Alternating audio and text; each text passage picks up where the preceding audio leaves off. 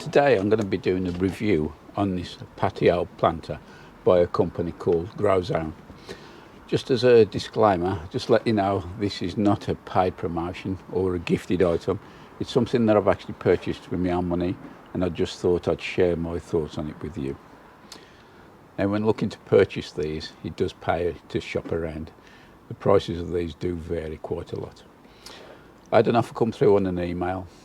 There's a number of garden centres throughout the UK, part of a combine called British Garden Centres. If you go on their website, it'll give you your nearest store participating. And these currently, for this week, short time only, they're on offer at £19.99 instead of the recommended price of theirs of £40. But I have actually saw them last day or two online retailing for £70. So it says shop around.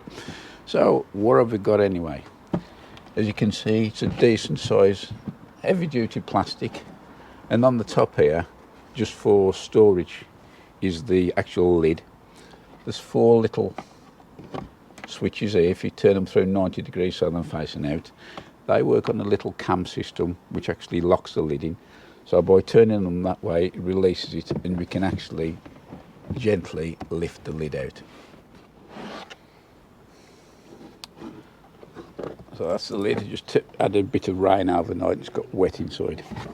With the lid off, what you actually do need to do to put this into operation is gently prise those out like that, each 4 corners, and then turn the lid over and replace them the opposite way.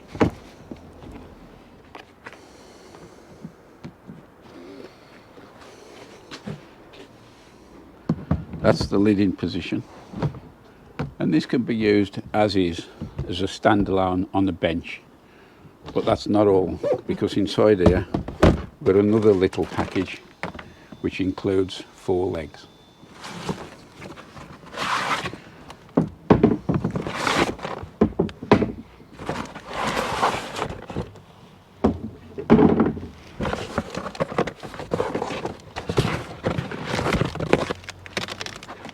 To fit the legs, you need to turn the base unit over, make sure you're on a flat surface. To fit the legs, these are just a light push fit into the hole. Just make sure the hole's clear. If you was going to be doing this as a permanent thing, probably wouldn't hurt to dab a little bit of quick setting glue on, but for me, this holds perfectly.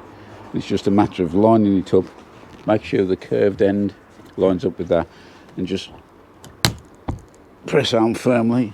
And that's it, and then repeat for the other corners.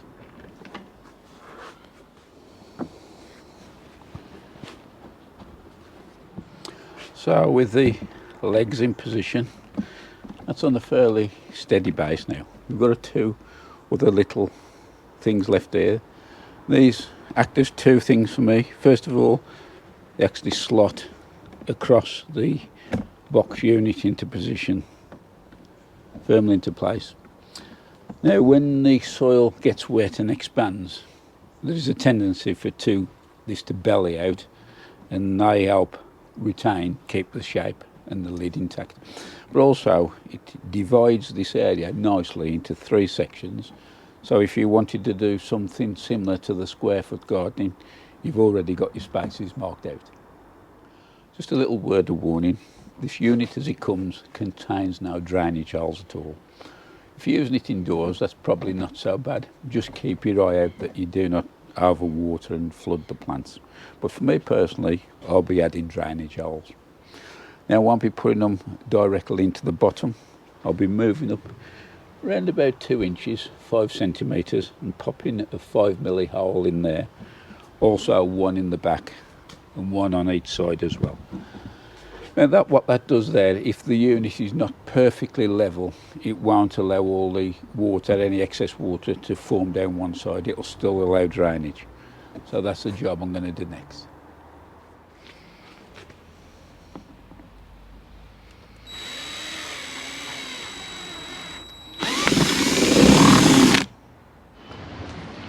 Not sure if I mentioned it earlier, but the propagator lid has 2 little venting ports here which you just rotate to open and close.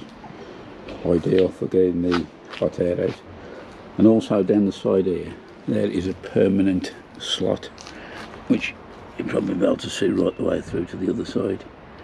And that there will allow a cross flow of air in and out, which is good in the summertime, but maybe in the cooler weather.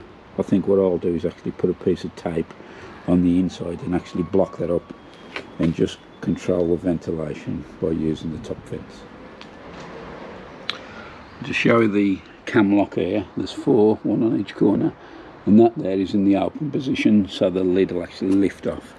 What you do is just press down firmly, turn that 90 degrees, and that there has actually locked the lid firmly in position.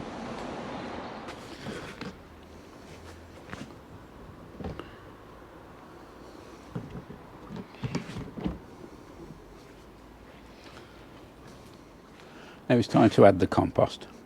First of all, I'm going to briefly remove these bracing dividing bars, put them aside. You can of course put the compost straight in and plant away, but for me, if I'm using a container that's got a little sump in the bottom, I like to use some form of substrate, either in clay pebbles, horticultural grit, or in my case it'll be perlite. Before I put the perlite in, if I'm using any container that's got a sump in the bottom, I like to use stuff like this. This is capillary matting. I've got a bit of stuff lying around in the greenhouse. And I've just cut these into little strips around about 30mm wide, and that'll lay in the bottom in a U shape and actually come up. And what that does is, once the substrate's in the bottom, has got moisture in, it does help the capillary action bring the moisture back up into the soil and eventually to the plant. So I've just laid those down there, and now I'll just add the matting.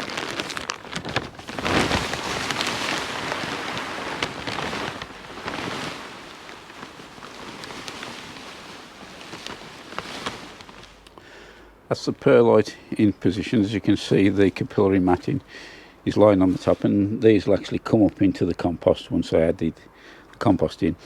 The height of that is roughly about the same height as the drain hole there, which is about 50mm. When it comes to adding growing medium, it's down to personal choice. For me on this occasion, I've used some old potato compost that I've revitalised with a bit of grow more, blood fishing bone, but you can actually put whatever medium you want. It's teeming down around now, so I want to wrap this one up quite quickly. I'm up to level now. Regarding volume, it says on the container it's 68 litres. Well, I've put 230 litres of potato compost in here, plus the perlite, and it's still not up to level, so I reckon 68 is very conservative. Anyway, that's most of the compost in now. I'll put the dividers in and then we can start planting. That's me done planting now. I've got some winter gem in there, some iceberg and red oak leaf, Navara. It's just a little tester really to see how it does perform, because being a plastic lid, you got to be careful, and I'll be interested to see if it is UV stabilised and how it performs as it gets exposed to more daylight and sunlight, whether it becomes brittle. At the worst, if it does snap, I can easily knock a little frame up to slot over the top and provide some moods for protection again. But this day and age, what you get for £20, not a lot. And at the moment, this is looking good value for money for me. As I said earlier, I have bought 2 of these. I'll keep one probably inside the greenhouse and use that as a bit of double glazing, but this one will be staying in the garden. I'll tuck it up a corner and we'll keep our eye on it, how it progresses during the coming months. So that's about it. I hope you enjoyed it, and even so, I hope you can find one at the same price as I got it. Many thanks for watching. Until next time, bye for now.